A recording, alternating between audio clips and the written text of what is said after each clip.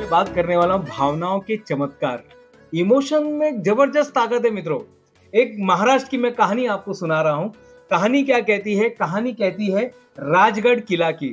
कोजागिरी का पूर्णिमा था और उस पूर्णिमा के दिन एक माँ जो रहती है वो उस किले में जाती है और कुछ त्योहार का दिन था और जहां पर ऐसा कहा जाता है कि शाम के बाद वो राजगढ़ का जो किला था वो बंद हो जाता था। यहाँ तक कि छत्रपति शिवाजी महाराज को भी वहां पर यानी वो उनके आदेश पर भी वो दरवाजा नहीं खुलेगा ऐसा बोला जाता था।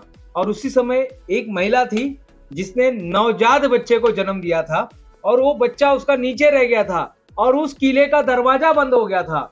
और दरवाजा बंद होने के बाद फिर तो वो महिला बस छटपटा रही थी अपने बच्चे के मिलने के लिए और वो बच्चा इतना भी बड़ा नहीं था कि उसको कुछ और खिला सकर।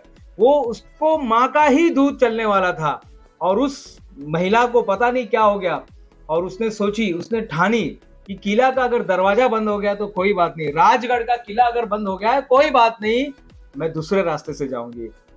मित्रों, आप यकीन नहीं करोगे, उस भावना में इतनी प्रबलता थी, इतना बल था कि उस महिला ने उसी दिन उसी समय ठान लिया मैं ये दूसरे रास्ते से जाऊंगी और वो चलने लगी। पूर्णिमा का दिन था। सोचिए क्या हालत हुआ होगा। वहां पे सर्प थे, वहां पे श्वान थे, वहां पर लोमड़ी थे, वहां पे अलग अलग जंगल के प्राणी थे, आवाजें आ रही थी, लेकिन उस माँ को सिर्फ उसका बच्चा ही दिखाई दे रहा था। वहां पे सांप भी आया हुआ था, बहुत सारी तकलीफें थी और कैसे कैसे तकलीफों को पार करके हिरकनी नाम की उस महिला अपने बच्चे तक पहुंची।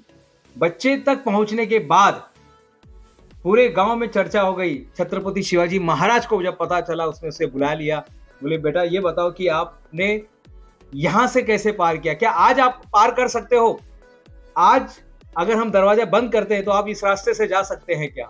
उस महिला ने बहुत अच्छा जवाब दिया। उस महिला ने कहा, महाराज मैं आपके बातों का सम्मान करती हूं लेकिन मेरे से आज नहीं होगा। आज मुझे आप रस्सी दे दो, आज मुझे आप टीम दे दो, फिर भी मेरे से नहीं होगा। उस दिन मेरा बच्चा भूखा था और उसे मेरा ही दूध चलने वाला था। उसे दूसरा कोई उसे हम पदार्थ नहीं दे सकते थे और बस मुझे मेरी बच्चा ही दिखाई दे रहा था, बाकी कुछ दिखाई नहीं दे रहा था। कहा जाता है छत्रपति शिवाजी महाराज ने उस रास्ते का नाम ही रख दिया हिरकनी।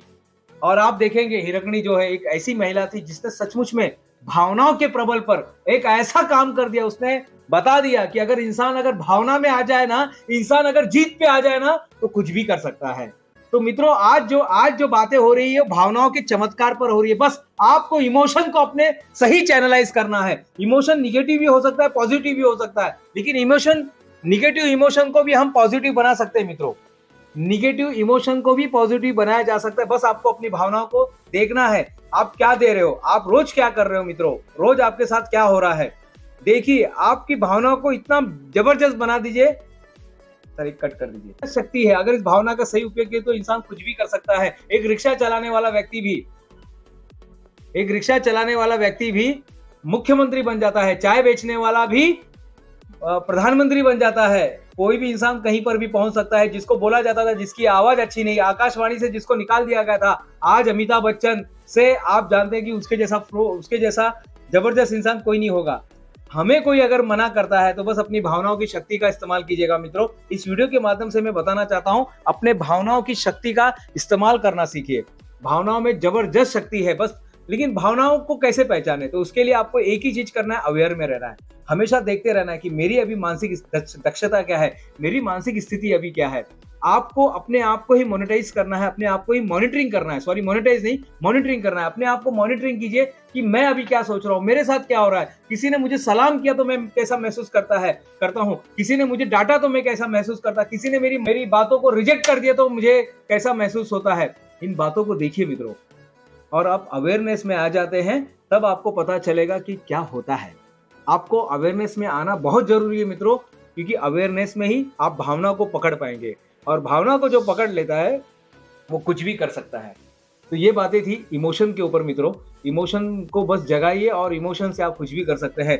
ये एक ऐसी धार है जिससे आप पेड़ भी काट सकते हैं, जिससे आप भाजी भी काट सकते हैं और जिससे आप किसी को खत्म भी कर सकते हैं। तो इसका उपयोग समाज के हित के लिए कीजिएगा, समाज की अहित के लिए नहीं। मैं प्रोफेसर डॉक्टर दिनेश गुप्ता यहाँ पर आपसे विदा लेता हूँ।